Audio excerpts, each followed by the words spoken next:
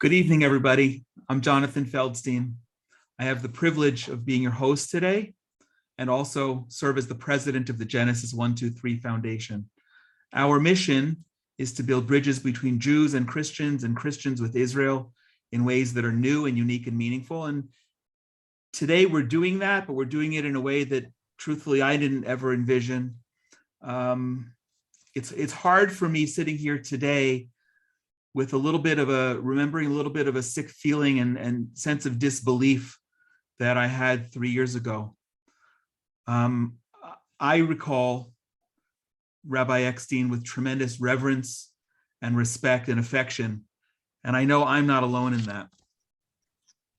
As I was finalizing the details for today's program, I was really overcome with a sense of responsibility that I and we have here today to pay tribute to and honor such a great man, a pioneer building bridges between Jews and Christians. I believe that anyone who works in the field, formally or informally, of building bridges and Jewish-Christian relations works to some degree in Rabbi Eckstein's shadow. I know I do. That goes for those of us who had the privilege of knowing him and for the many, many others who didn't. I don't take this opportunity or obligation lightly.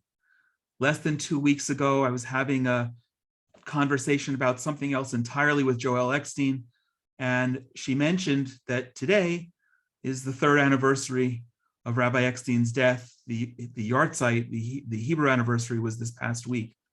And very impulsively, I said something to the effect of, well, let's do something in his memory that honors his legacy as the pioneer that he was, building bridges between Jews and Christians. And I'm truly humbled by this opportunity and honor.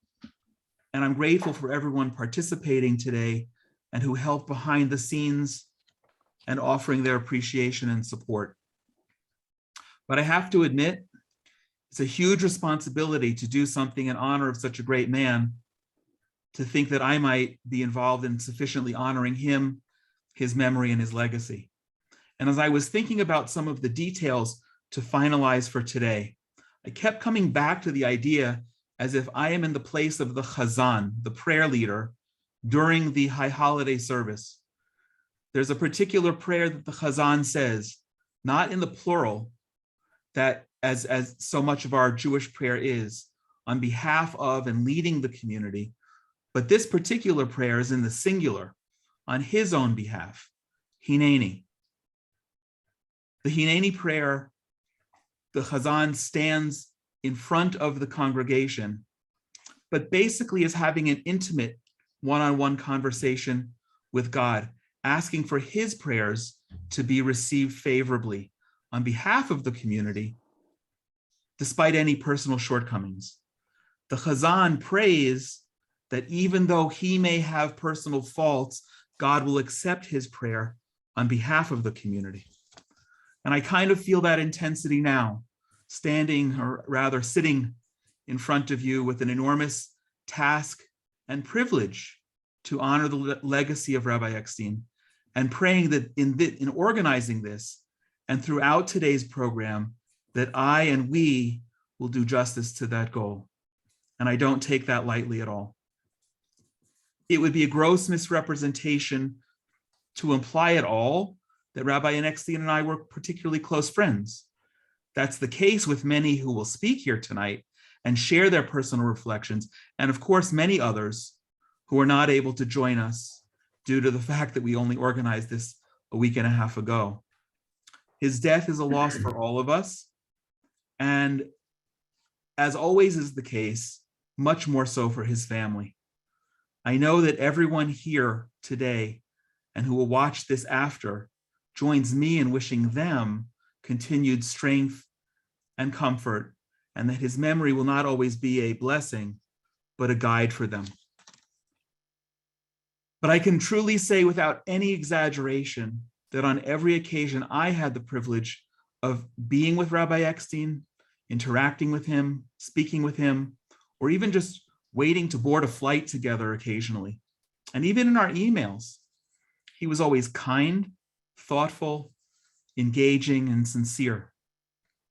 And I know it wasn't only the case with me. He had a special way of making people in his presence feel that they truly cared about him and that he was engaged in their lives. And that's because he actually was, and he did. That was reflected in the outpouring of grief at his funeral 3 years ago, something that's still very hard to comprehend, and the outpouring of love for him and for his loved ones since. It's reflected in the fact that an event like this can be organized in under 2 weeks and have the participation of so many people from all over the world from such diverse backgrounds, and many, many others who couldn't be here because of the short notice. That includes some of us staying up, as one of our participants said, past our bedtime, so that the others in the US can join us after church. And that is a reflection of the love and respect for which we all have for Rabbi Eckstein. As much as I know we're going to discuss some very personal and meaningful reflections of Rabbi Eckstein today, I also know that we're only going to scratch the surface. We have several Jewish and Christian leaders with us live, others who were unable to join us live but sent videos, and many others yet who sent notes of respect and affection. We all have different memories of Rabbi Eckstein, and I will always remember his smile, not just because it was beaming and present so often, but because it exuded his personality and the joy with which he lived life and did what he did. Today, I envision him and his smile up in heaven as one of God's trusted advisors. And I realized that maybe with the world as broken as it is, maybe God just needed him. As we each remember him, and I hope each undertake to do acts of kindness on his behalf, elevating his soul, I feel his smile beaming down upon us. Last week, my brother sent me a picture of a cloud nebula, 1,344 light years away. He said that the light that we see now and that he was able to take a picture of emanated from that nebula in the year 678. I don't think that it can be said for all of us, but I feel that 1,344 years from now, Rabbi Eckstein's memory and his legacy will still be remembered, even if not literally, even if not the actual beaming of his smile and the joy that he exuded. We won't be here to know for sure, but we can commit, and I believe we do commit today in some little way, to continue to elevate his soul and magnify his legacy. With that, it's a pleasure to introduce our first speaker, who will share some personal reflections. She's the Deputy Mayor of Jerusalem. You can unmute yourself. Fleur Hassan Nachum, who's become a dear friend, not just of mine, and it's always a pleasure to have her on board with programs that I'm doing, but also as a friend of Rabbi Eckstein and the leader of Jerusalem that you are. Welcome. Thank you so much, Jonathan. And I want to say hello to all my friends here, especially my great friend Joel Eckstein, who has done such an incredible job of taking the spirit of Rabbi Eckstein's legacy forward by helping the most vulnerable in our communities. And here in Jerusalem, we feel the impact of her work, helping really the most needy people in the city. And so we're very grateful that she's keeping that light going. And we see the results of it in our city, helping our people. It's very difficult to think that it's already been, these years that have passed without Rabbi Eckstein, because in Jerusalem and in the whole country, as you said so beautifully, Jonathan, we do feel the impact of his work. But more and more, I believe what we see in a very difficult world right now is the bridges that Rabbi Eckstein built with the Christian community are more important now than ever. And that infrastructure that he built is something we cannot take for granted in this very divisive world that we're living in, where people are trying to take the Jewish people and the Christian people and bring divisions amongst us. And it's the pioneers, the people like Rabbi Yechiel Eckstein, who disrupted the relationship and said, no, there's a way that we can build bridges and create a situation where the Christian community in the United States and beyond is supporting the state of Israel. And what I wanted to say before I share a little anecdote of my time as a friend of Rabbi Eckstein is that, we just had the portion of the week, the Parashat HaShavua, Truma. Truma, which means in Hebrew tithing, or it also means donating. But it also, Truma, the word Truma is also uplifting. And I think it's very appropriate that we're having this memorial for Rabbi Eckstein the week after Truma, because Truma in Hebrew also means to uplift. And I believe that Rabbi Eckstein understood something which our sages have told us, and with the Prasha shouts out, and that is that donations and donating and being part of contributing to the state of Israel is not just about the money. It's about the engagement, and it's about creating something together. When you create something, you are more invested in it and you believe it's more valuable. It's psychology. So the creation of this new relationship that he cemented, that he was the glue of, that creation is not just about the contributing to incredible causes like Holocaust survivors and needy people, but it's also that creation of the relationship and the bridge and the infrastructure of a brighter future for Jews and Christians, ultimately the people who are embodying the Judeo-Christian values in the world. And I want to give one little example of Rabbi Eckstein's incredible engagement in every detail of the incredibly large organization that he built. And that is, I was one day approached by a lady who found out that there was about 25 girls sleeping on the streets of Jerusalem, young ladies, young girls, who were sleeping on the streets of Jerusalem because they'd been kicked out of their houses, because they'd had problems in their families, or because they were abused. And they were sleeping in park benches, or even worse, they were being taken in by older men. And this was a really terrible situation. And I didn't know what to do. I was completely desperate to be able to help these women.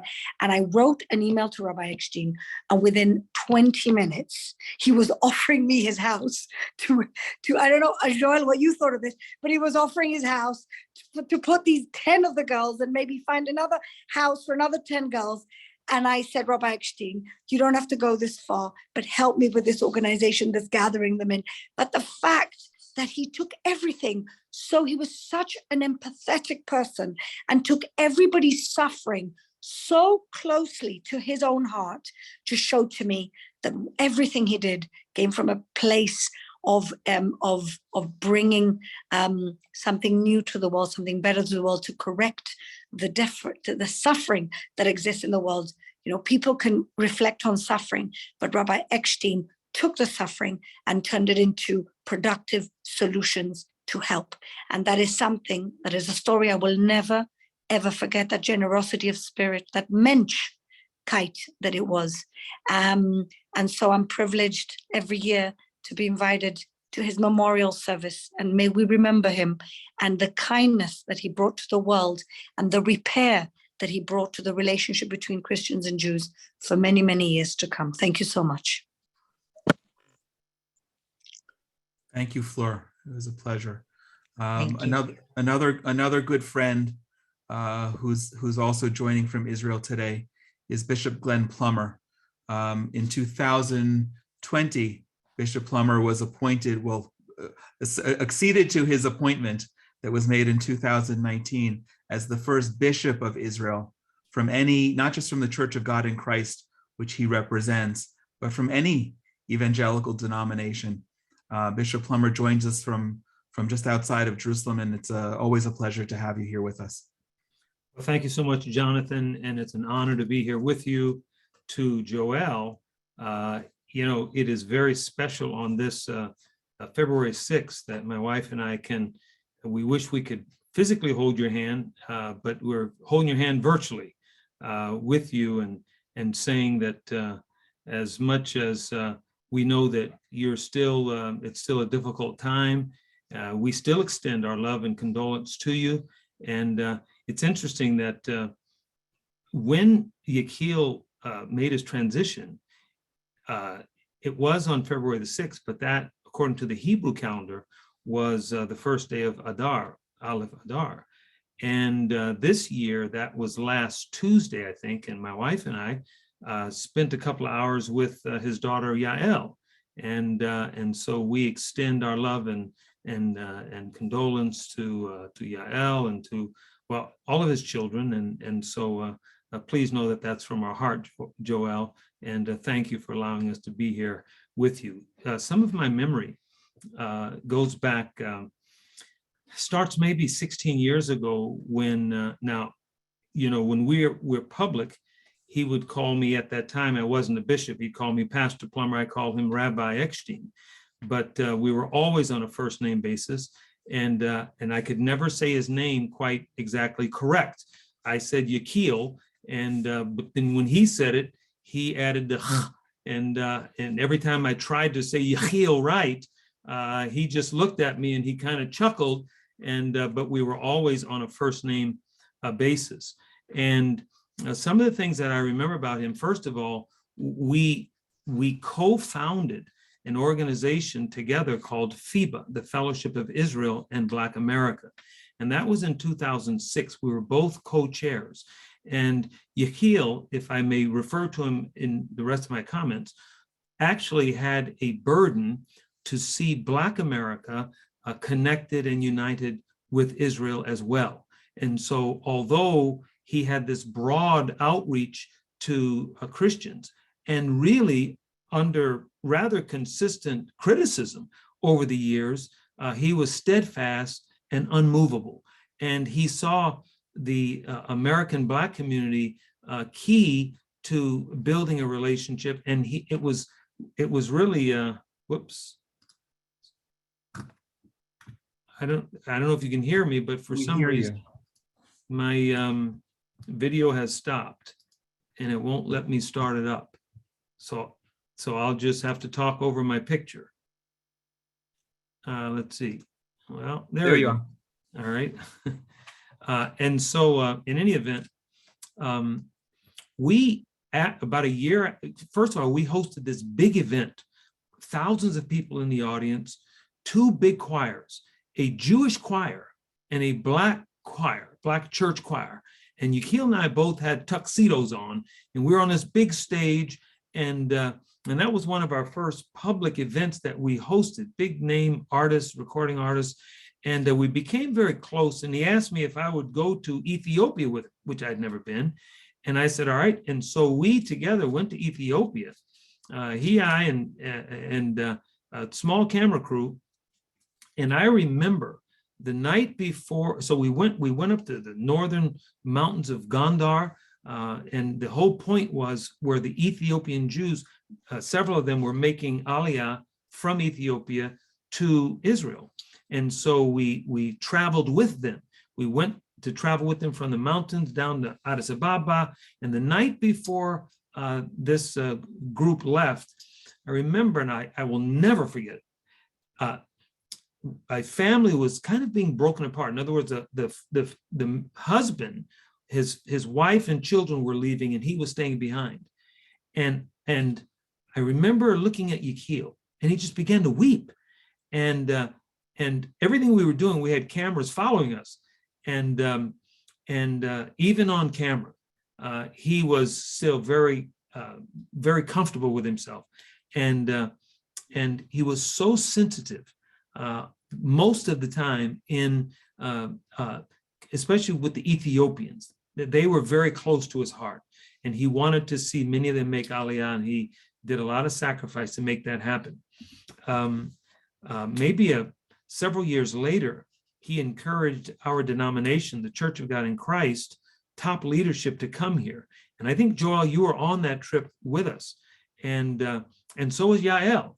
And there was about 20 of us, and we came here to Israel, and this is what really was the seed that caused now this 115-year-old organization, 6.5 million members in the United States, in 113 countries, to decide the very month that Yechiel made his transition, in February, 3 years ago, is when the Church of God in Christ made the decision to formally embrace Israel, to have a jurisdiction here. And it was that very month that I was asked to be the bishop. It was in February of 2019. Same time, I think only like 2 weeks later.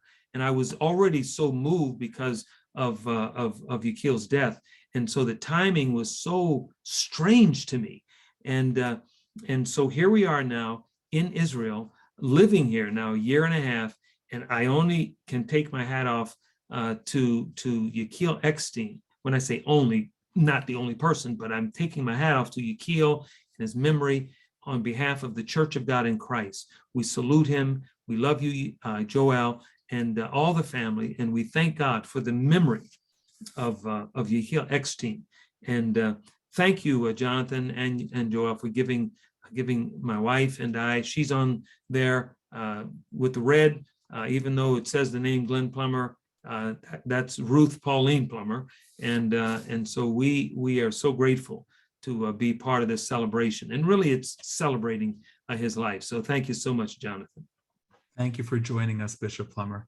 Before we move on to our keynote, I just like to quickly share my screen, and we're going to hear from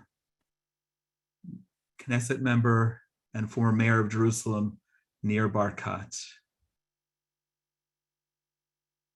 Shalom, everyone. I'm honored to be a dear friend of Rabbi Eckstein, Zichro Livracha.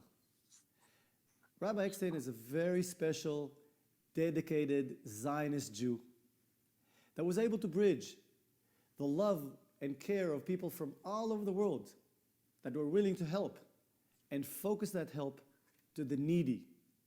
Rabbi Eckstein was an inspiring figure, focusing on making a difference. And I could say, as mayor of Jerusalem, working closely, collaborating with Rabbi Eckstein was inspiring and fun. And we were good friends together. Rabbi Eckstein made a big difference for hundreds of thousands of people, if not millions, in the state of Israel. He's been able to get out of the box and create a methodology that is second to none. We miss you, Rabbi Eckstein. You're a dear friend. I will never forget you. And I want to thank you on behalf of all the people of Israel and myself for your dedication and tremendous job that you've made.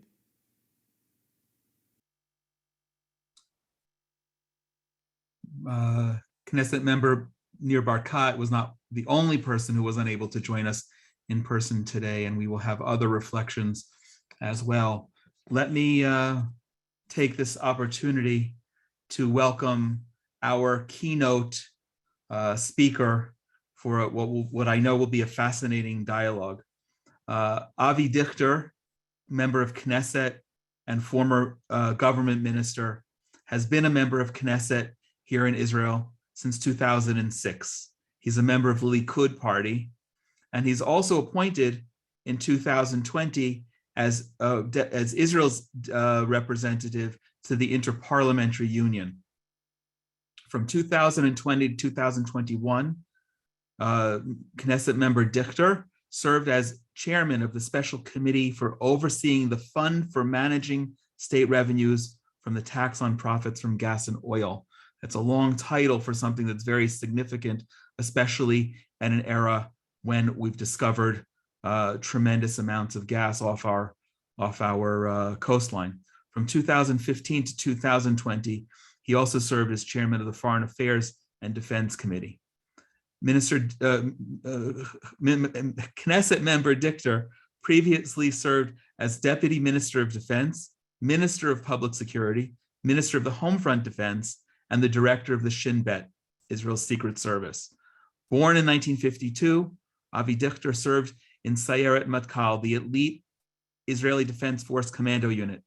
Upon completing his military service, he joined the Shin Bet, the Secret Service, where he advanced from being a Sky Marshal to director of the agency. He held that position from 2000 until 2005, a period that included what's now referred to as the Second Intifada. Avi Dichter is credited with reforming the Shin Bet to effectively deal with these challenges, which led to a dramatic reduction in the number of terrorist attacks and to a restoration of public morale and safety. As somebody who made Aliyah during that period, I'm personally grateful. As Minister of Public Security, Avi Dichter built Israel's Witness Protection Program and formed the Lahav 433, a national crime-fighting unit modeled after the FBI.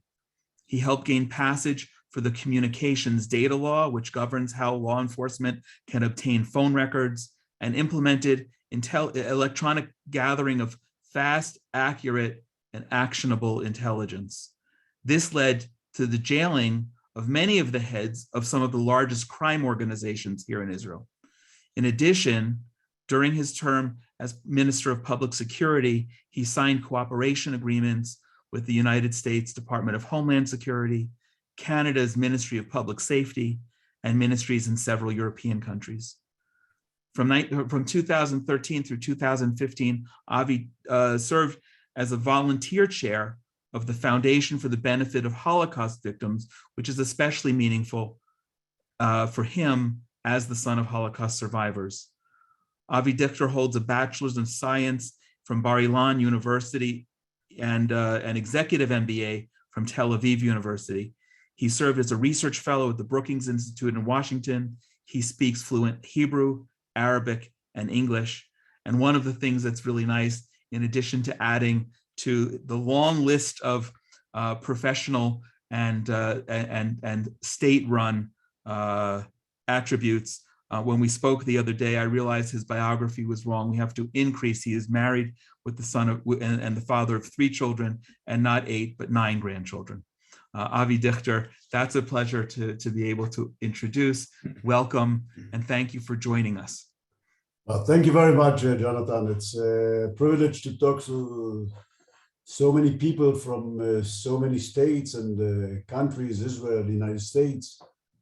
And Rabbi Eckstein always used to tell me, Avi, when you brief people, when you talk to people, the delegations that he used to bring to Israel, Christians, Jews, or any other delegation, he always told me, Avi, don't forget, you live in Israel for many years, and you know Israel as your palm. But remember that the people that you talk with or talk to, they are not familiar with what's going on here and about very basic issues about Israel. So give them the facts. Right. And with your permission, I want to do it today because I know that Joelle is watching me. And if I'm not going to do it, she's going to tell Rabbi Eckstein that Avi didn't fulfill your guidelines. And because the state of Israel, mainly for Americans who live in the States, and even if they visited the state of Israel, they're not familiar how big is the state of Israel compared to what's going on in the US. So we have a slide, Raz, if you can put the slide, just to give you the impression, what does it mean, the state of Israel in land?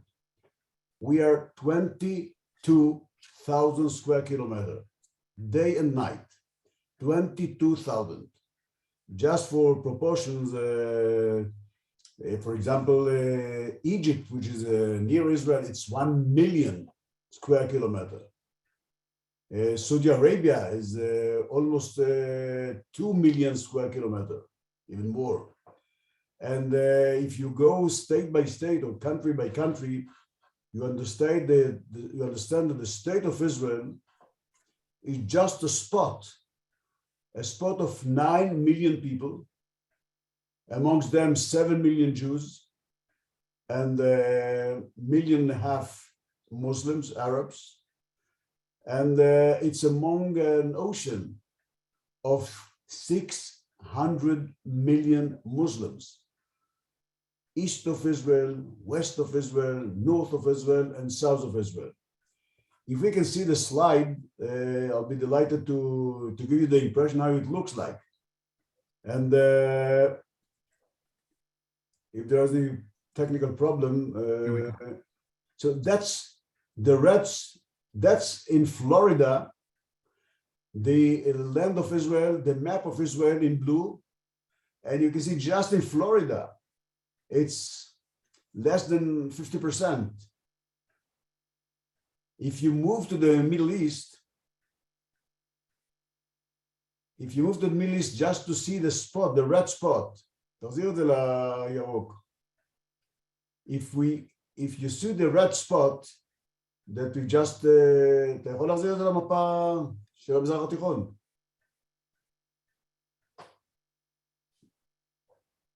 The state of Israel at the red spot shows you how big is the state of Israel in land amongst the green countries, who indicates the Arab countries.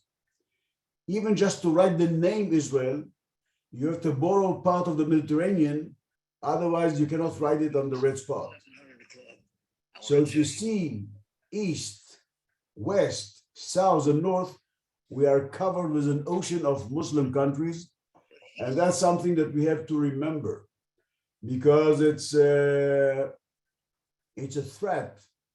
Before establishing the country 74 years ago, and even today, although we have more peace treaties with Arab countries, it started with Egypt in 1977, continued with Jordan in 1994, and now we have the Abraham Accords, that if we go forward and we can see what kind of threats are existing towards the state of Israel by a non-Arab country, but by a Muslim country. Iran is a threat, is a very significant threat to the state of Israel. And Iran has a very strategical plan, how to gain more and more Muslim countries and Arab countries to be on their side. So they build two corridors, two axes, one from Iran via Iraq to Syria and Lebanon, which gives you the impression, what does it mean to be with a belt, a northern axis that goes from Iran, a Muslim country, but a non-Arab country, and it's a Shia country and not a Sunni country, amongst 1.5 billion Muslims worldwide. The Shia is only 10 to 15%. The majority of Muslims in the world are Sunnis. So when they started to build the northern corridor from Iran to Iraq, and then to Syria, and then to Lebanon, it's in order to build a chain, a northern chain, north of Israel and north of Saudi Arabia. On the other hand, they moved south to build a southern corridor that goes from Iran, bypasses Oman, and arrived in Yemen.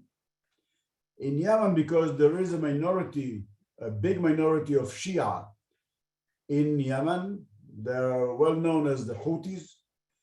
And now the Houthis are launching on a daily basis rockets, UAVs, unmanned aircrafts, who are flying with bombs to Saudi Arabia and are hitting targets in Saudi Arabia soil.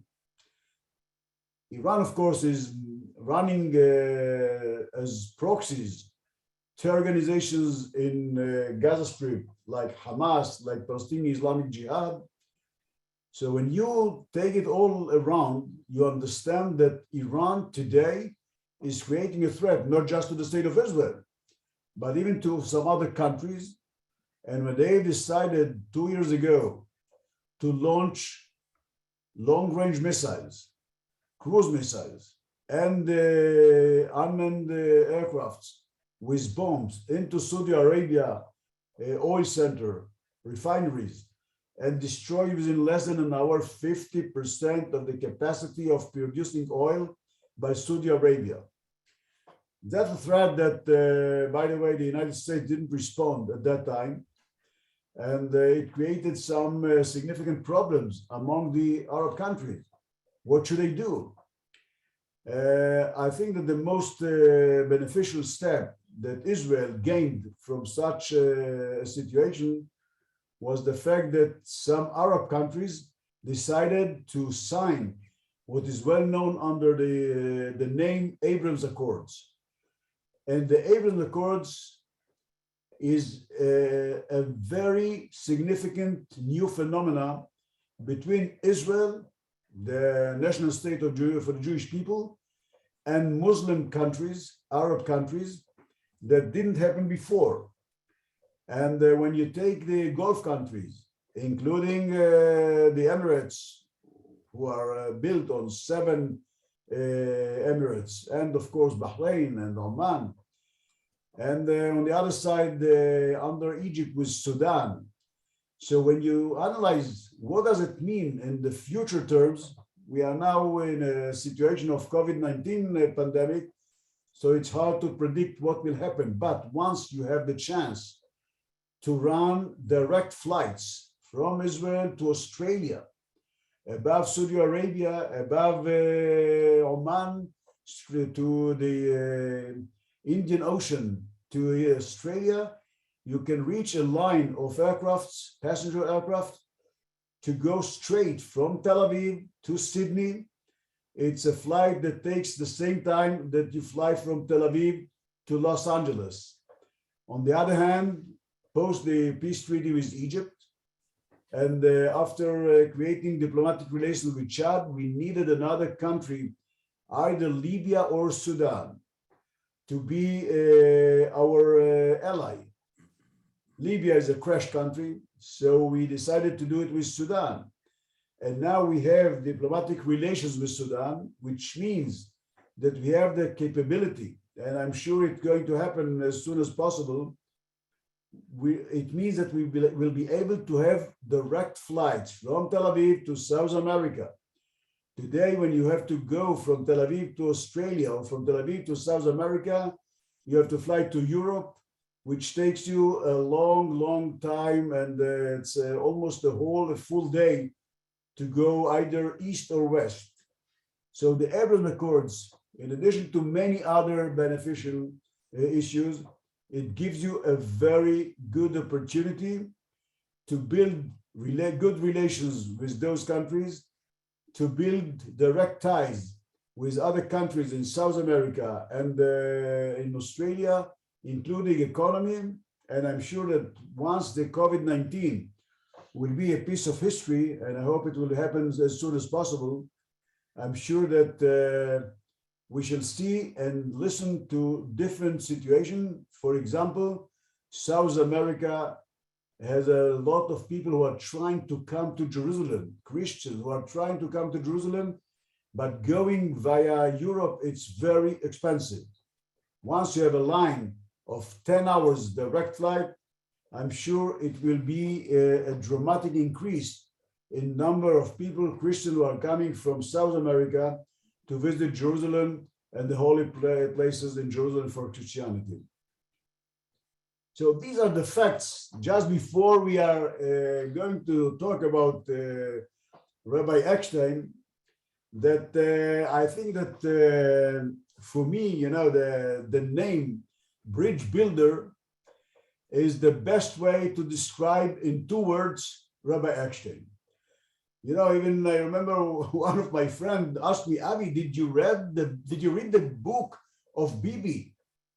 I said, I didn't hear that Bibi. Bibi is Israel former prime minister up until recently.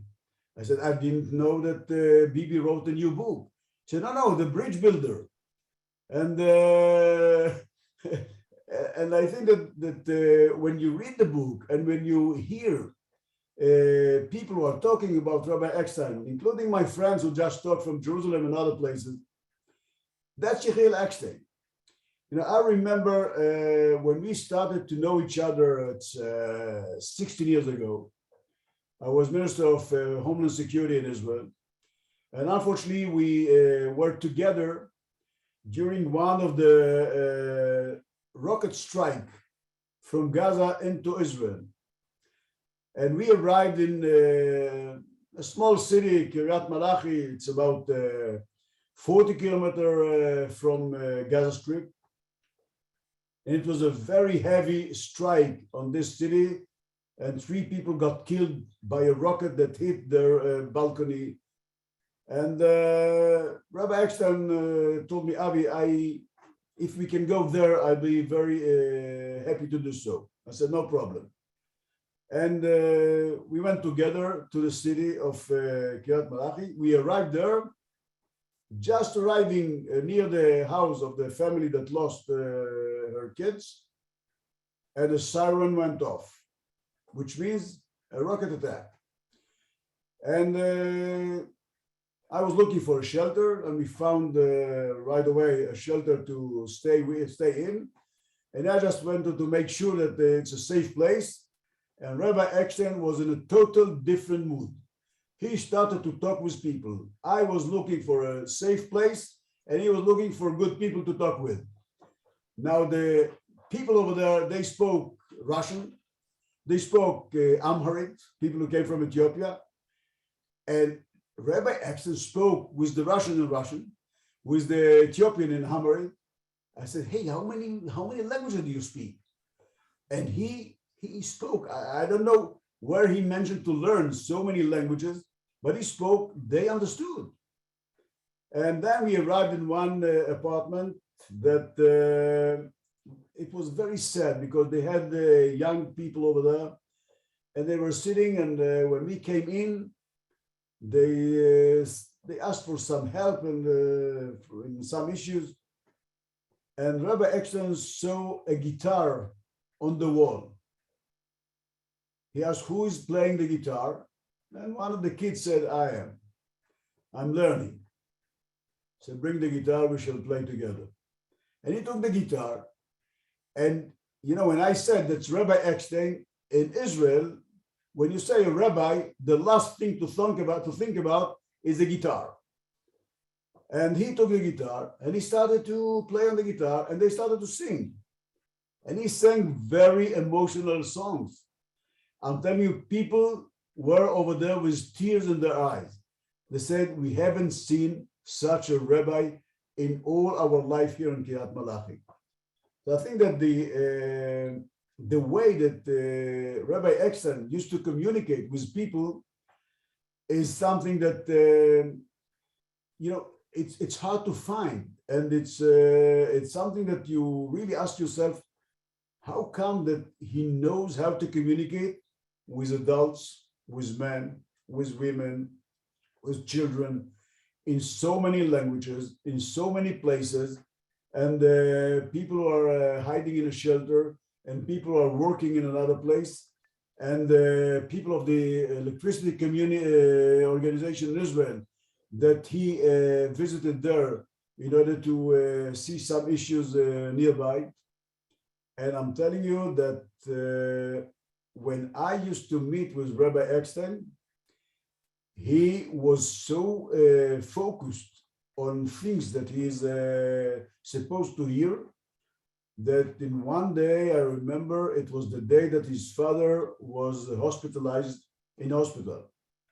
And we were in a visit in the power center in the south near Gaza Strip. And he told me my father was taken to hospital. I hope that he's going to come out of it.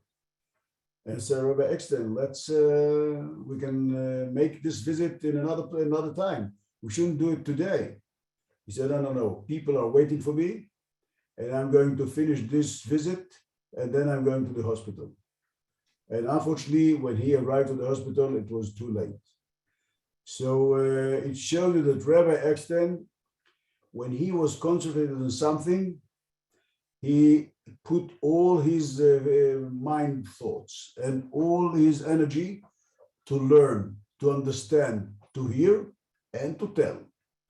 And he knew how to listen, but he knew how to tell, how to criticize, and to listen to Yechiel Eckstein's criticism about things that he thought that are being done not in the appropriate way. It was a lesson. And I must admit that in many cases, when I find myself thinking about something, I think what Yechiel would say about it.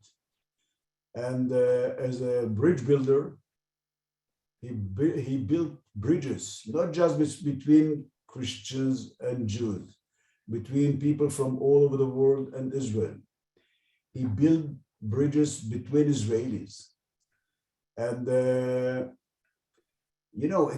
I saw Yechiel Eckstein with tears in his eyes, but I never saw him frustrated from something. He always thought how to be more optimistic on the way he thinks about things that should be done.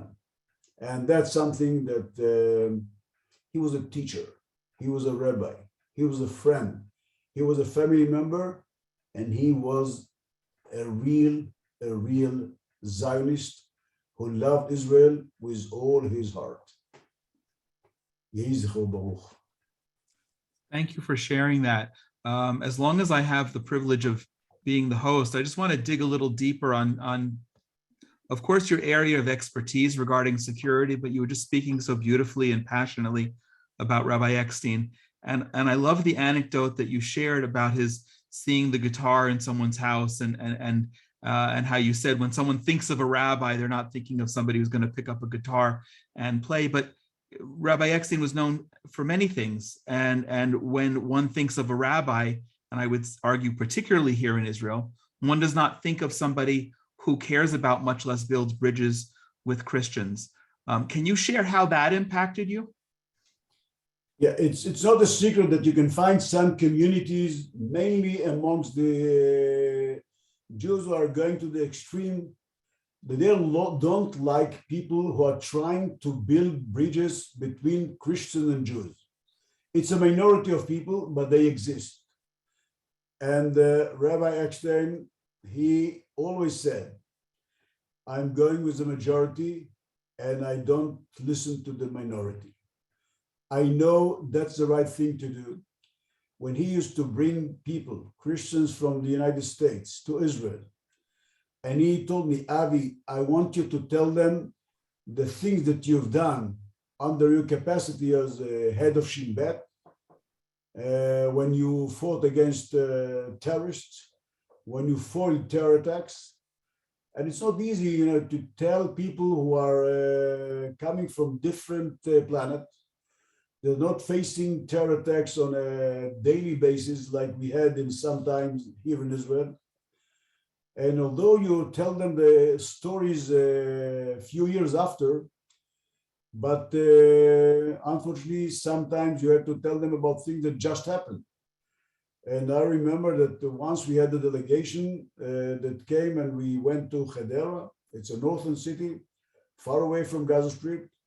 And we had to open a supervision center, a war room that has to lead the people in this city once there is an emergency situation.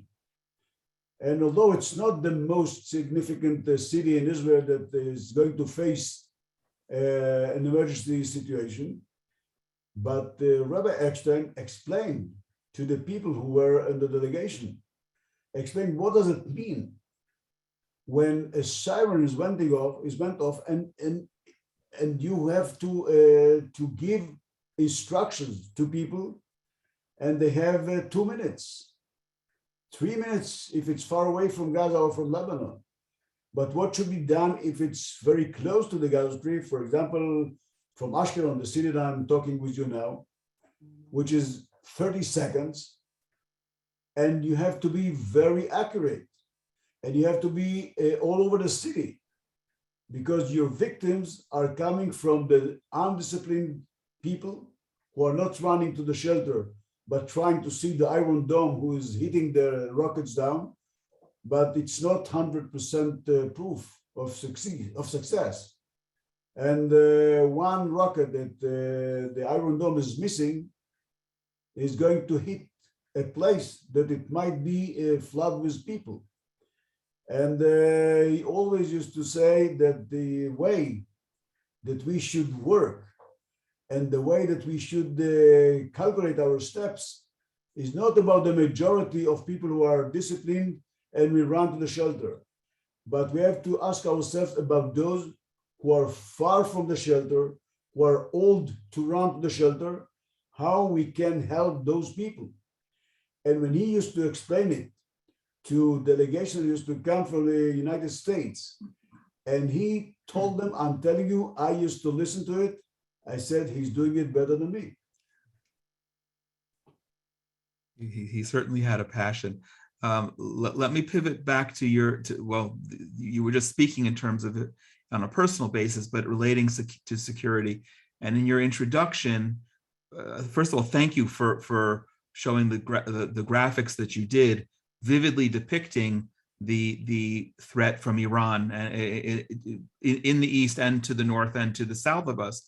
And we're living with these unparalleled threats, and certainly to a degree existential threats. But you also mentioned the various, not just geographic, but diplomatic and political opportunities that are unparalleled in our history.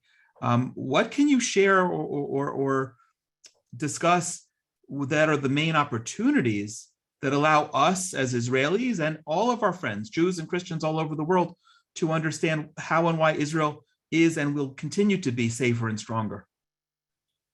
Well, I think that a very significant detail must be told to the people who are listening to me now. In the whole region, in the map that you've just seen, in all the countries around us, whether it's Syria or Lebanon or West Bank or Bethlehem or any other place, the only country that the number of Christians is growing up is the state of Israel. In all other countries around us, the number of Christians who are remaining living there and didn't leave is going down, dramatically down. I began my career in Shin Bet in 1976. In Bethlehem, it was about 75–80% Christians, and the rest were Muslims. Today, Bethlehem is with 80% Muslims and 20% Christians. That explains almost everything. The only country in our region that Christians are living and growing up, and they are in a very, very good situation in all terms, in service, in keeping their beliefs, in learning. The Christian community in Israel is the most educated level in Israel. And I think that when you go to the other countries, if you look to Lebanon, it's a disaster, it's a crash country. If you look to Syria, it's a crash country. Syria 10 years ago was 24 million people. Syria today is 17 million people. In a decade, 7 million people left Syria, left to Lebanon, left to Jordan, left to Turkey, and left to many other countries. In Egypt, you know very well what does it mean to be a Copt Christian under the tough terror attacks that are being launched from time to time. In all other countries, I'm telling you, to be a Jew or to be a Christian, it's a very, very sad situation. And it's not a surprise to us that they are trying to run away those who are able to do so. The problem, of course, is the majority cannot do it. And they have to remain there up until they find a way, or they are just being killed, unfortunately. And I think that when we see the new phenomena of building peace process with Arab countries, it's not that they are watching us as a Jewish state that something has been changed. They have learned who is their enemy. And you know, in English and in Hebrew, we say, the enemy of my enemy is my friend. It doesn't exist in Arabic. In Arabic, they say, Ana wa akhuyi ala bin ammi wa ana bin ammi al-gharib, which means me and my brother against our cousin, and me and my cousin against the strangers. And we are the strangers, we, the Jews, we, the Christians, we, those who are not Muslims. What happened post the attacks of Iran in the Emirates soil against Saudi Arabia, the involvement in Syria, the involvement in sorry for the clock that rings behind me. It's a clock that I took from my parents' house, and that's the best memory that every hour, every half an hour, you remember the parents just for the ringing. But if I go back to what I just said, when they understood, those countries, that Iran is the enemy, so finally, and it's happened only the last 3 years, they understood that the enemy of their enemy, I mean, if Israel, which used to be the enemy, is the enemy of Iran, so Israel can be their friend. And it's the Emirates, it's Bahrain, it's Oman, Sudan, and hopefully Saudi Arabia and maybe some more Arab countries will join the Abraham Accords, in addition to the one with Egypt and the one with Jordan. But we have to remember, Iran is a key country in our region. It's the number one supporter, financer, and trainer of terrorists worldwide. It's something that began years ago. And if you ask me, what's the vision of Iran? And we are Jews, Christians, Muslims, we understand something about religious vision. I think that the vision of Iran is one day to become the runners and the rulers of Mecca and Medina, the most holy places for Islam. And that's why they are trying to enclave Saudi Arabia, as I showed you on the map, from south and from north. Israel is not the target. Israel is the excuse, the tool. In order to gain power amongst the 22 Arab countries, they need a case. Israel is a very good case. How do you get support from Arab countries? By hating Israel as the Jewish state. So we don't have any intentions to go anywhere. We are here for the last 74 years since we've got our independence. By the way, we've got it in a very, very strong and painful fightings.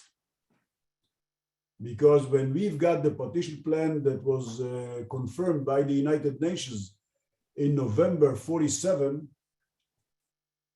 Israel, at that time, the leadership of Israel, before it became a state, accepted the partition plan.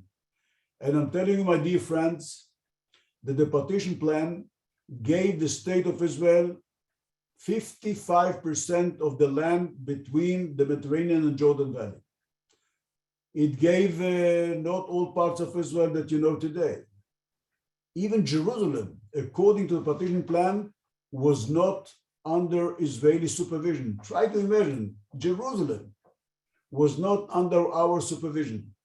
Half of the Galilee was not under our supervision. Nonetheless, at that time, 2 years post the Holocaust, we just wanted a piece of land to bring the people from Europe to live in Israel, to find a piece of land. Thank God the Arabs rejected the partition plan and they waged a war against Israel, and we went through an independence war that costed us 1% of the population at that time in Israel. 6,000 people in Israel at that time got killed among 600,000 people who lived in Israel at that time, adults, men, women, children. So it showed you that if the Arabs were really wanted to create something different with Israel, if they wanted to have the partition plan as a basis to continue the relation between Arabs and Israel, we would live in a different situation. Even the 6-Day War, Jonathan, that's just to demonstrate the situation here. The 6-Day War was opened by Egypt, who blocked the straits who lead to the south gate of Israel at the Red Sea, kicked off the United Nations troops from Gaza Strip, and it was well known that it's going to be open the war. And in our region, the most famous saying is, before they're going to have us for dinner, we are going to have them for lunch. And we waged the attack on the first day of the 6-Day War, and we destroyed the Egyptian Air Force, totally. But the president of Egypt called King Hussein of Jordan, told him that they are winning the war. It's a phone call that was intercepted by the Israeli NSA. And he told him, King Hussein, we, Egypt, we are winning the war in the south. And King Hussein, although he was warned by Israel, do not open fire from Jerusalem. We have no intention to open fire against Jordan. But King Hussein was sure that if the Egyptians are winning the war in the south, he has a very good opportunity to take back the area of Jordan that was taken by Israel during the independence war. And he opened fire in Jerusalem, and within 3 days, we got back to Jerusalem and to the whole area up until the Jordan Valley. So it shows you that when we don't have peace treaty with our neighboring countries, it goes very hard and very painful by wars. But in our region, I can assure you, if you are weak, you won't survive. If you go to the Bible, you can see many tribes that disappeared. And the reason why they disappeared, because they were too weak. We don't have any intention to be weak. We don't have any intentions to conquer other countries, but we are not going to be back to the situation of the Holocaust that 6 million of our families, including all my family, were murdered just because nobody was there to help them. Nobody was there to help the slaughtering of them. And it's a catastrophe. Catastrophe is it's an undername that it's minimizing the situation. The Holocaust is the only word that you cannot use it in any other connection except the Holocaust and the Second World War.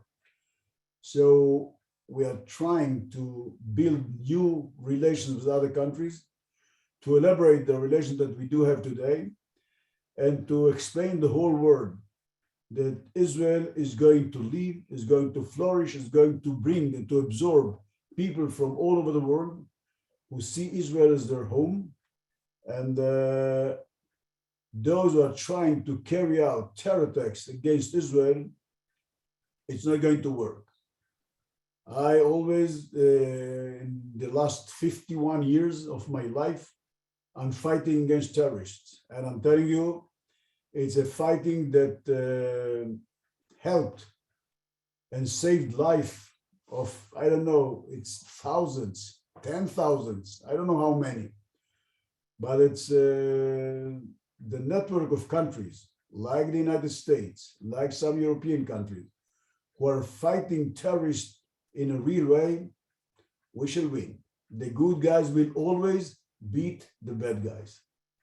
Thank you. That is a great, inspiring point that I would normally want to close with, but I have one more question, not in an existential way and not from a physical security, but for the last 2 decades, Israel's been suffering a different kind of battle. The threat allegations of apartheid, the BDS movement trying to delegitimize our very existence.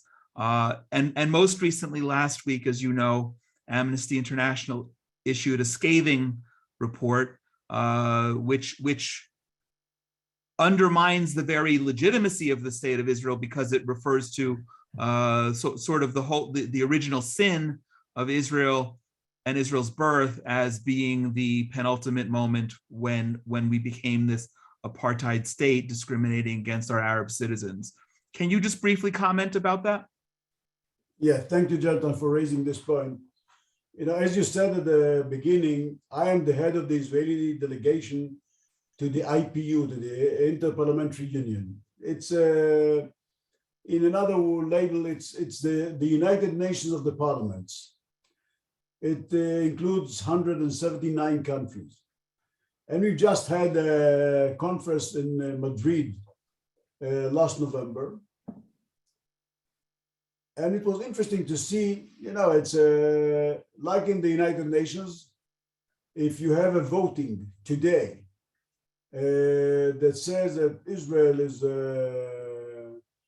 a Muslim country, you can get a majority of voting for it in the United Nations Assembly. And you almost can reach literally everything. And during the IPU conference in Madrid, they were also been trying to speak about the Israeli-Palestinian conflict. And thank God I'm there, and as someone who is really familiar with the details, I fought back in a very tough way. But me'ayin yavo ezri, as we say in Hebrew, where my help is going to come from. They brought a member of the parliament from Yemen to the Committee of the Middle East. And he came as a guest. He was not a member of the IPU. And they asked him to describe what's going on in Yemen. As you know, in Yemen, it's a chaotic country, fighting against each other, attacking from Yemen, Saudi Arabia. Hezbollah is there from Lebanon, brought by Iran. The IRGC, the Iranian Revolutionary Guard Corps, are training the terrorists in Yemen. And he started to describe, thank God he did it in Arabic, so I didn't listen to the English translation, I listened to him. And he, for half an hour, gave the whole participants a briefing. You know, it was so authentic, listening to a member of Yemen parliament. And he, at the end of his speech, he said, I'm not sure that after my talk here, I'll be able to go back to Yemen. I might be killed if I land in Yemen and were captured by the terror organization. And after he finished to describe, and he spoke in Arabic, I asked him in Arabic. It was a very, very odd situation because I listened to the English translator is translating me from Arabic to English. Never happened in my life. Anyway, I asked him in Arabic, is it all initiative by terror organization, or there's anything or anyone behind those terror organizations? And he said, no. Thank you for your question. Iran is standing behind it. And trust me, he gave a description of the Iranian involvement that even if I would have bring the details, the most accurate details, it was not worth the way that he described this. So it means that when you are fighting the BDS and all other nevelas in the world who are trying to describe what's going on here in Israel in a very biased way, and if you bring the facts, and we are now working very hard to bring the facts. Once you put the facts in front of the organizations, in front of people, in front of those who are interested to know exactly what's going on here, that's the best way to win the war, even in this field. It's a very important field.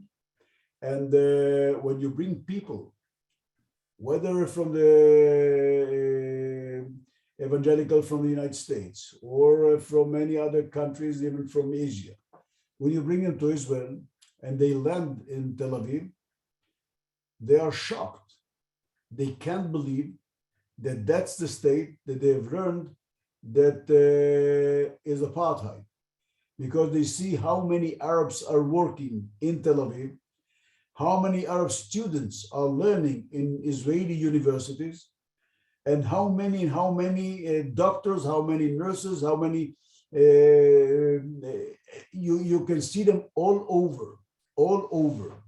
I remember Rabbi Eckstein, once we spoke about the minority tribe in Israel, the Druze. It's a minority of 150,000 people. And he decided to give scholarships to 100 students every year. Wow. And it's a scholar fund that after a very key person amongst the Druze community.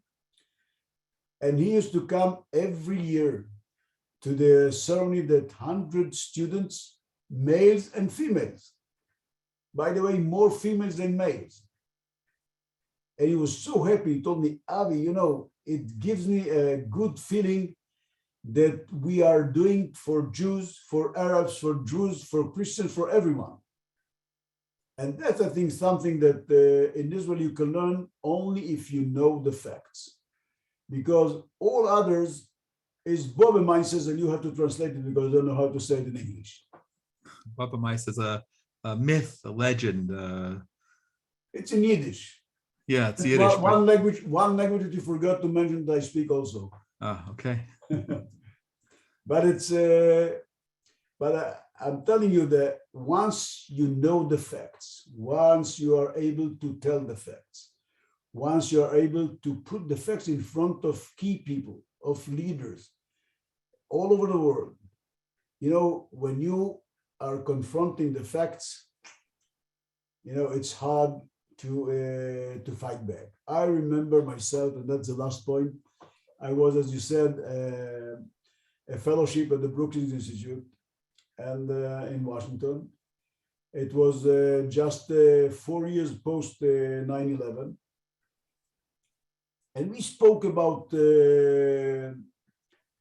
the Palestinian response to the 9/11.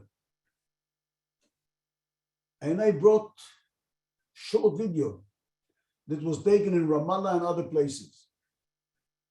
While in the United States, people are mourning, are trying to understand who are the victims, who are the names of the 2,700 people who got killed. And you saw in Ramallah, in refugee camps, festivals, sending sweets. And then I remember I told them, Yasser Arafat, at that time the president of the Palestinian Authority, he got a message from his people that looks bad all over the world, and they should do something. So he said, okay, let's donate blood to the victims, to the injured people in the US. So they told him, but Mr. Arafat, you are not allowed, due to your medical situation, you're not allowed to give blood. He said, never mind, we shall fake it. And he had a very famous picture that he is with his hand giving blood. Everybody knew he's not giving blood because he's not allowed to. And, you know, that's something that it's a fact that when we shared it at that time, you know, you can't even laugh about it because it is so hard to accept such a situation.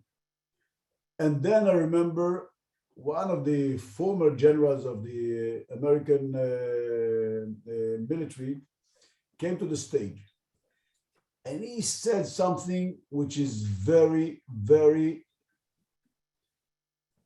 how to say, it's hard to accept it, although it was very accurate. He said, I know what I'm going to say now is very complicated, but I'm standing behind every single word. It's inaccurate to say that all Muslims are terrorists. but it's very accurate to say today that all terrorists are Muslims. And that's something, and ask if there are anyone here who can give me an example of a non-Muslim terrorist during the last years, please. It shows you that we are in a situation that we have to confront a very, very biased situation by organizations who are trying to convince people worldwide from all religions, from all tribes, from all communities, that apartheid is existing in Israel. While those who are visiting Israel, learning about Israel, living in Israel, they know it's 180 degrees from the truth. Thank you. Thank you, Avi Dichter. As an Israeli, thank you for your service to the country. I hope that we will have, me personally, through Genesis 123 Foundation, may have the opportunity and privilege to have you back. But right now, I'm just grateful and honestly envious that you had the really warm relationship with Rabbi Eckstein that you did, and that brought you to speak so passionately and share with us. I hope next time, whether it's the 4th anniversary or the 20th anniversary or whatever it may be, that you'll have other government titles ahead of your name, but most importantly, that there'll be more grandchildren to add to your bio. Thank you for joining us tonight. Thank you very much. I'd like to move along to some of our friends who've been waiting in America, also to share some personal reflections. Rabbi David Ellenson is the Chancellor Emeritus of the Hebrew Union College Jewish Institute of Religion and the past director of the Schusterman Center. And Rabbi Ellenson, thank you for joining us from New York today. It's really a pleasure to have you. Well, thank you very much, Jonathan. It's really an honor to be here. Thank you, Minister, Knesset Member Chaber Knesset Dichter, for all of your work on behalf of the Jewish people and your words today. It's an honor to be here with Christian brothers and sisters, and Joel, to you and the entire Eckstein family. I express my ongoing sorrow as well as gratitude for Yechiel's life. I'm going to speak somewhat briefly, but also personally. Yechiel and I were the best of friends for almost 50 years. We attended graduate school at Columbia University, and actually it's 45 years ago. We met in the fall of 1973. Yechiel was a rabbinical student at Yitzchak Elchanan, Yeshiva University's rabbinical school. I was a rabbinical student at Hebrew Union College, the liberal rabbinical school. As we talk about the expansiveness of Rabbi Eckstein, he reached out in unique ways, not only to Christians and to Muslims, but he reached out to other Jews of different denominations as well. Sometimes you meet someone and we became instantly, he was my Yedid Nefesh, the friend of my soul in so many ways. We became extremely close to one another. We engaged in study together, but even more significantly, beyond his external work, Yechiel was, for me, the best and closest of friends. We shared intimate recollections with one another and sensibilities about all sorts of items. In terms of today, I remember very well when Yechiel left Columbia, he went to work for a while for the Anti-Defamation League. And it was there that he began to first carve out relationships with Christian sisters and brothers. Coming as Yechiel did from a very, very, in some ways, closed and to some degree narrow Orthodox world to reach out to Christians like this was somewhat of a novelty, though it was interesting when Avi mentioned about Yechiel playing the guitar. I can remember that part of our relationship was built on the fact that Yechiel also was part of a musical group during his student days at Yeshiva College. And during the Yom Kippur War, Yechiel would often go to Israel and entertain the troops with his group during those years. I do want to say that Yechiel suffered to some degree a great deal in personal conversation, because, and Jonathan, I'm sure you can understand this, 40 and 50 years ago, in the Orthodox community, to reach out to Christians in the way that Yechiel did, there were a number of Orthodox colleagues who, I won't say they formally issued a cherem, formally issued a ban against Yechiel, but there were experiences he had during his years in Chicago. I think it will suffice to say today that were unpleasant. It is a little hard to believe 40 years later that these attitudes were put forth against Yechiel for what it was he did. But he was a person of great, great courage and integrity.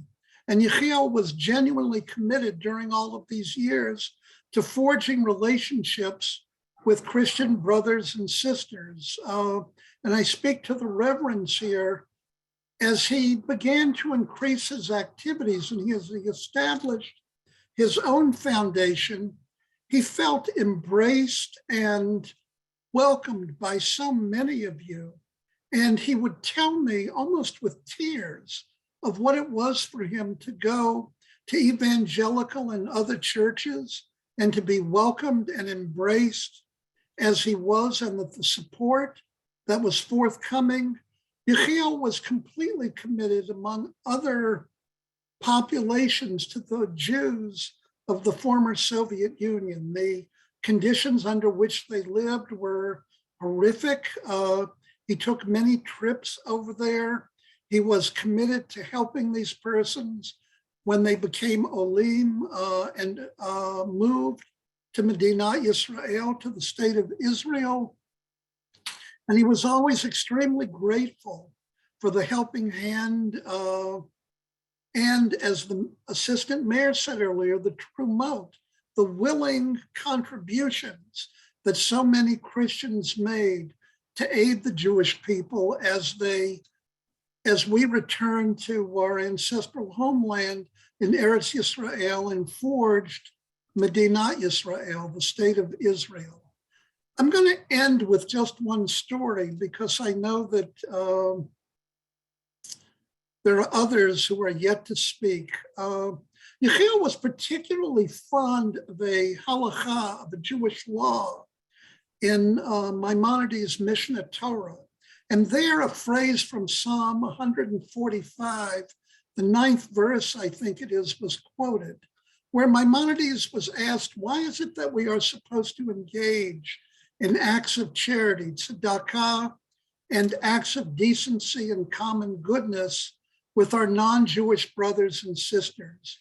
And Yechiel was fond of quoting Maimonides, who, citing the Psalms, would say, Tov Hashem lakol, God is kind to all, God is good to all, v'rachamav al kol ma'asav, and his mercies, God's mercies, are on all of God's creatures.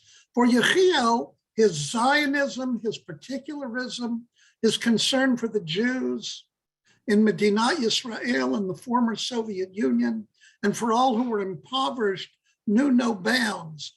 But Yechiel also understood that God stood in covenantal relationship with Christians and with others, and that this line from Psalms for him captured what the obligation was.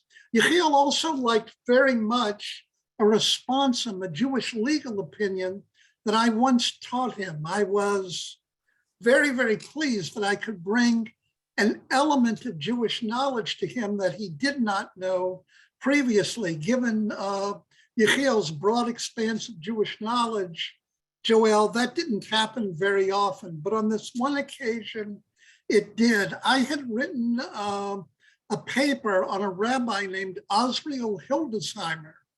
He is a street now in Jerusalem, Rehov Hildesheimer, but before he became a street, he was actually a person.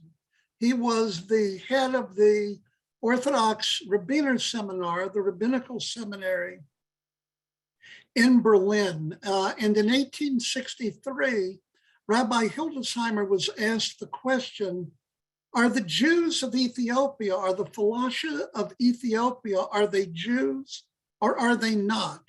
And Rabbi Hildesheimer, based on any number of sources, said, yes, they are our Jewish sisters and they are our Jewish brothers. And in a line that he cited at the very end of his tshuva, his responsum, he said, Achenu uvasarenu heim. They are our brothers and they are our sisters, they are our flesh. V'chayavim anachnu, we are obligated lahatzilam, to rescue them, ulahachayotam, and in this way to bring them back to life. The work that Yechiel Eckstein did in his life was all about bringing the Jewish people, with the help of his Christian sisters and brothers, and with so many other persons in Medinat Yisrael in the former Soviet Union. Yechiel understood that they were his flesh, his sisters, his brothers, and the task that Yechiel performed throughout his life was lahachayotam lahatzilam, to bring them back to life and to rescue them. And for that reason, Tehi nishmatot tzrura b'tzror hachayim, may Yechiel's soul constantly be bound up in the bond of eternal life. Yehi zichro baruch, Joel, his memory will for all of us always be a blessing. And for me, in my heart, Yechiel will always be remembered. Thank you. Thank you so much, Thank you Rabbi. so Ellen. much, David. Thank you. I want to have the privilege of calling upon Robert Nicholson. Robert is the president of the Philos Project and co-founder of Passages Israel. And Robert, we're really thrilled that you're here. And one of the things that it always is challenging to be one of the last speakers. You want to unmute, by the way. But I have a feeling that we have so much material, if you will, regarding personal relationships with Rabbi Eckstein, that we're not worried about you having to work on anything on the fly, because you've got your own personal experiences we'd love to hear. I do, and Jonathan, thank you for inviting me and Joel and the Eckstein family. I'm a junior partner on this call. I feel like I probably knew him the least, but luckily, unlike most people who only knew Rabbi Eckstein from late night television here in the US, or from those airplane sleeves in Tel Aviv, where he's probably most famously known. I did know him, and I was grateful to have his friendship. I met him, I was trying to think about it, if it was 2013 or 2014, relatively recently, for the first time at a coffee shop in Netanya. And Joel, I remember you were not there, but he had snuck away from you. You were in the middle of something, and he came away and met me for coffee. And I remember that most specifically because it was so random. He didn't know me. I didn't have any organization at the time. We were introduced by a mutual friend who I had asked to get me a meeting with him. And he took the meeting and bought me coffee and sat there, unusual for someone of his position, and mostly listened. And I had a lot of questions. It was at this point I was thinking about the next generation of Christian friendship with the Jewish people. I was thinking about gaps in the relationship, work that still had yet to be done.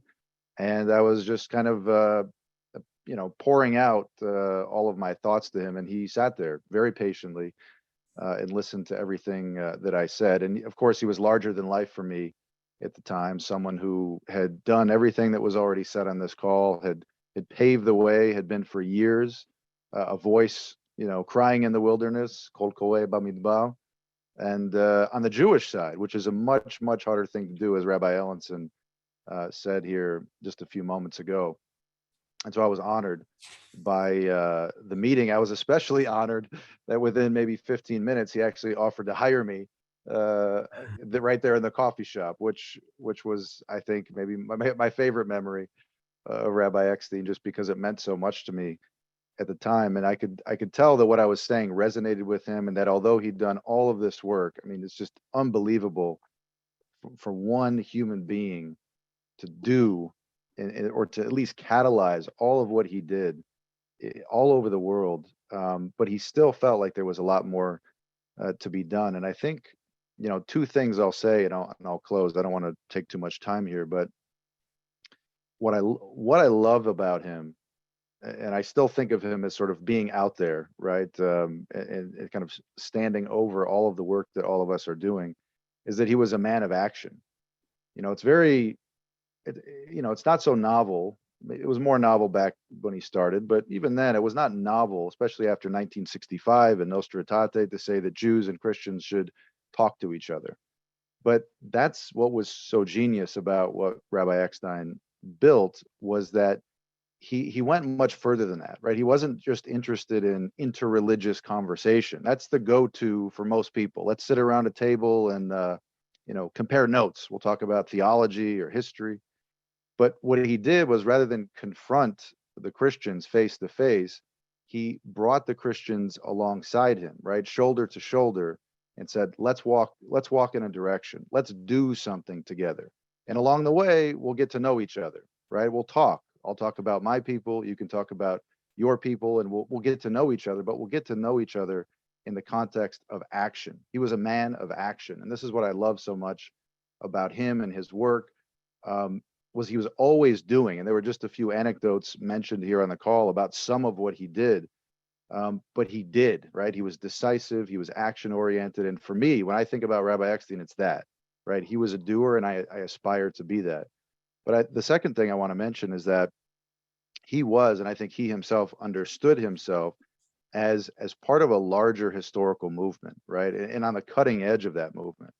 Starting back when he started to initiate this relationship, doing it in that kind of tangible way, but understanding that he himself was a kind of forerunner, right? He was leading something that would carry on and get much, much bigger after his death, as we've seen it has, right? In the course of his lifetime, and now after his life, this movement is growing, this historic, call it reconciliation between Christians and Jews, as people of faith, as people who have lots of differences, but the same basic vision about what we want to see in the world.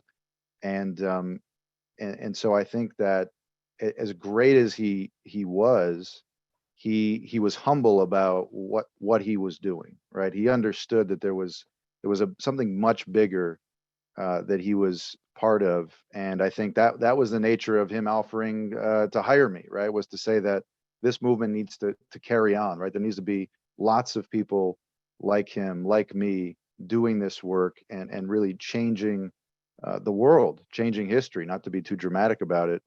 And I really love that about him, right? The bigness with which he looked at all of the work that he was doing. And I'm not even speaking about all of the good, the concrete good that he did for so many people, not just Jews. Everybody knows about the Holocaust survivors and all that, but also in Israel for Christians, and was mentioned for Druze, right? And just everybody. Just a great, great man. And I'm honored to have known him a little bit and to play a part in the movement that he helped to start. And I hope this movement continues to grow and that his memory will be a blessing. So thank you. Robert, thank you for sharing that. You reminded me, of course, a couple of instances when he also wanted to bring me on for some sort of job. And I think the last time it was sort of a quick conversation. Why are you not working for us? He would say, and that does remain one of the greatest compliments in my life and in my career. Let me just quickly share my screen. We have one more video, and while I share it, hopefully I'll do it correctly. I will introduce Dr. Pat Robertson, the founder of CBN, 700 Club, and Regent University. This is Pat Robertson of the 700 Club. I want to tell you on this anniversary of the passing of my good friend Yechiel Eckstein, he was a wonderful man of God, but he saw the thing that was so important, that the evangelical Christians loved the Jewish people, and there's a innate love for the people of God. And Yechiel saw that, and he established the Holy Land Fellowship of Christians and Jews so that he could bring us together. And I counted him as a dear friend. As a matter of fact, I think we were able to give him what may have been the first large contribution to start the ministry that he has, because he has built bridges between Christians and Jews that are being carried on by his wonderful daughter. And I just want to tell you right now that I miss this dear man of God. I congratulate him for the life that he lived, and I thank the Lord that we can be together, that Christians and Jews can understand that we serve the same God, that we're descendants from Abraham, that we partake of the same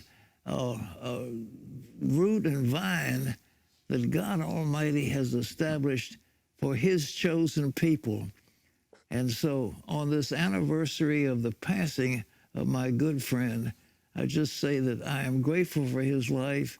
I'm saddened by his passing, but I congratulate him and his daughter on the work that they're doing to continue the work of the Christian Fellowship, the Holy Land Fellowship of Christians and Jews. God bless all of you. Thank you very much.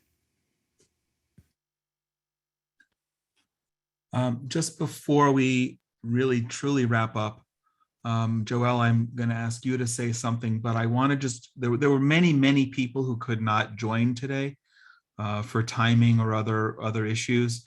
And a number of them, more than I can count and more than I'm going to share, asked me to share various comments that I'm just going to read in most cases without attribution, but the affection is too wide not to.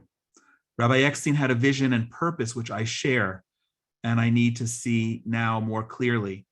I thank God for the life, leadership, and legacy of Rabbi Eckstein. May we follow in his footsteps. He went where other rabbis feared to tread. I appreciate his boldness in calling Christians and Jews to come together. I did not know the rabbi personally, but certainly I have been touched by his heart and his ministry. He was a great person. Rabbi Eckstein opened the door for so many other advocacy, welfare, and business partnerships between Christians and Israel. Thank you for putting this together. Rabbi Eckstein is someone to always be remembered and cherished.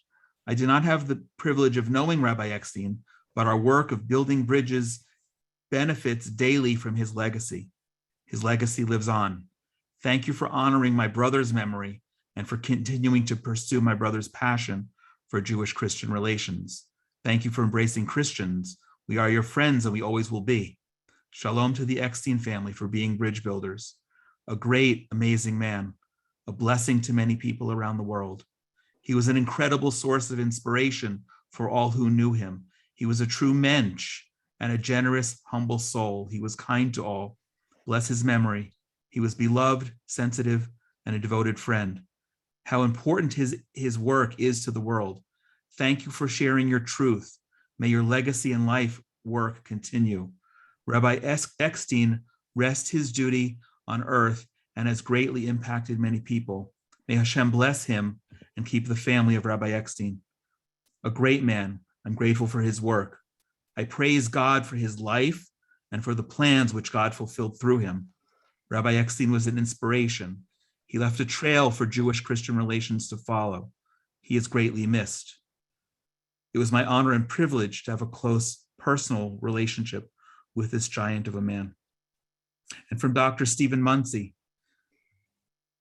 often he would come to the Family Christian Center and thousands would listen to him in multiple services. His passion for the people of the seed of Abraham would come beaming through his tears, wisdom, and his voice.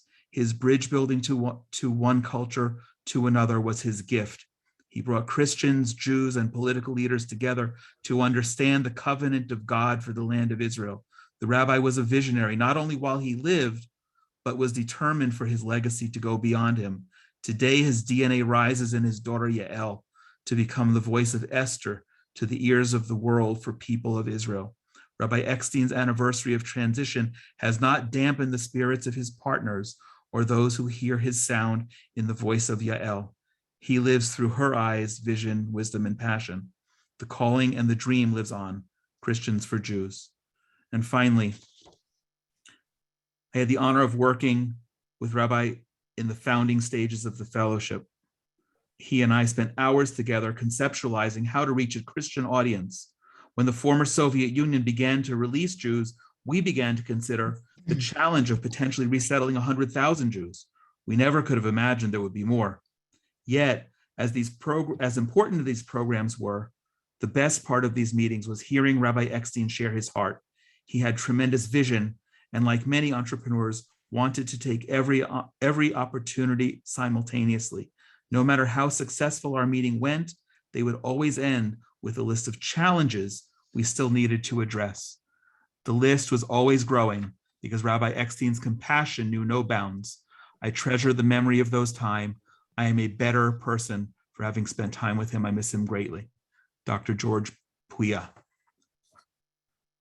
Joelle, before we wrap up, what would you like to say? I have no words. I'm so grateful for this and so emotional for me. And I just want to give a big thank you to everybody for being here. He loved all of you so much, and it's really meaningful, and I'm grateful. I just want to say it's hard for me to relate to everything that I've heard here, all the stories about him and how he changed and built bridges and the amazing things that he did. But that wasn't my husband, my Yechiel at home. I lost my husband. It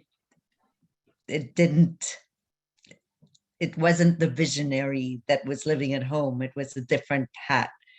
And we're used to hearing different kinds of stories that from tragedy you grow stronger, or from tragedy I couldn't relate to all those words also, and people trying to comfort me in the first year or even 2 years.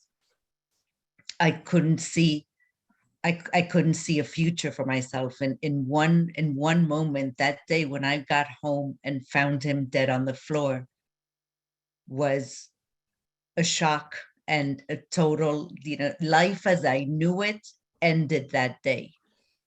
I'm not saying my life ended, but life as I knew it just ended. Everything, my whole world just collapsed in one moment. And I learned very, very slowly to go up again, to become stronger, and went through a total transformation. Today, I feel my responsibility. First, before that, I think that I learned a lot from Yechiel. He taught me, I was already going through a small transformation even with him. I started feeling as though he prepared me for life without him. It's a very strange feeling. But today, as I grow stronger, I feel a need to help other women in my situation, other widows that are at the beginning of their journey, comforting them and strengthening them through my support groups. I have different support groups in Spanish, English, French, all my mother tongues. And that's what I feel my calling is now, my shlichut. And that's what's giving me strength, also by writing my book that'll be out soon, all with the purpose of helping other widows. And today it's gratifying, and it's humbling also, and everything with Yechiel inside me, feeling that he's still pushing me forward and helping me through this journey. And thank God I'm okay today, and I can tell other people and other women that you're going to be okay. It's a different life, but it's also a good one. And I will always have Yechiel inside me, and will always remember him as my Yechiel. So thank you all again for being here. Very meaningful for me. Thank you, Joelle, and thank you, of course, for helping to make this possible. I realized as people were speaking that I had made a note that I'm supposed to make some concluding comments, but I neglected to make notes to make concluding comments. So I'll just say as follows and then introduce our final speaker. Rabbi Ellenson, one of the things that I particularly appreciated what you said, many things, but how you observed that from his perspective, Rabbi Eckstein's perspective, coming from the Orthodox Jewish community in which he did and worked and was ordained, that it was particularly difficult. And it's not only within the Orthodox community. It is not yet intuitive among, I would still argue, the majority of Jews that we should be doing what we're doing, building bridges between Jews and Christians. And I like to joke sometimes that my friends look at me with 3 raised eyebrows, not fully understanding, not fully trusting, yet terribly curious. And I pray that the curiosity will overcome the generations of distrust and the lack of understanding. But until that point, until this becomes regular, until it's no longer remarkable to have Jews and Christians together in fellowship, building bridges on all of those important foundational things which we have in common, I continue to strive, and I bold and confident enough that everyone here, and I pray that everyone watching also shares this with me, that our goal needs to be to continue to carry the torch that Rabbi Eckstein not just carried, but he ignited. And personally, I will always be indebted to Rabbi Eckstein because, to be very honest, and going back to what you said, Rabbi Ellenson, I don't know if I would have had the fortitude to stick out doing what I'm doing 35 or more 40 years ago. So I'm grateful for that. We're going to conclude by introducing Pastor Kurt Hudspeth, who is the senior pastor at Four Winds Bible Church, the host of the God Family Country Radio Show, and I'm privileged to have as a board member of the Genesis 123 Foundation to close us out in prayer. Thank you all for participating. Thank you, Jonathan and Joelle, and on behalf of the entire panel, it was a blessing to be here. And although I didn't know Rabbi, I never had the opportunity to meet him, I was very much aware of him. And so by you sharing all of your thoughts, I feel like I know him so much better now, especially the trials and the tribulations that he went through. We lost another very dear rabbi this year, Rabbi Ariel Scheinberg, who is my mentor and very dear friend. And a lot of the experiences, Rabbi, that you shared today were experiences that I've seen that Rabbi Scheinberg and others like him that have a desire to be such a blessing to so many people. So I thank you all for that. It's a great privilege that I might be able to close our prayer in prayer with us today. And I pray that you will accept and know that it comes from the bottom of my heart.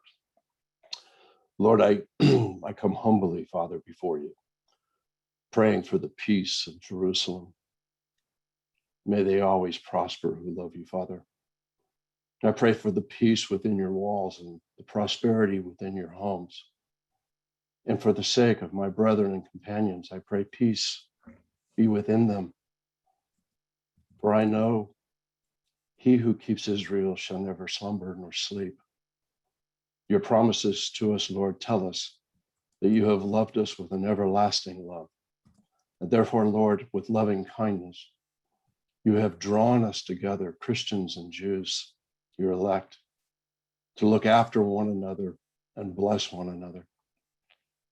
For you have told us very clearly in your covenant to Abraham that you would bless those who bless Israel and that you would curse those who curse Israel.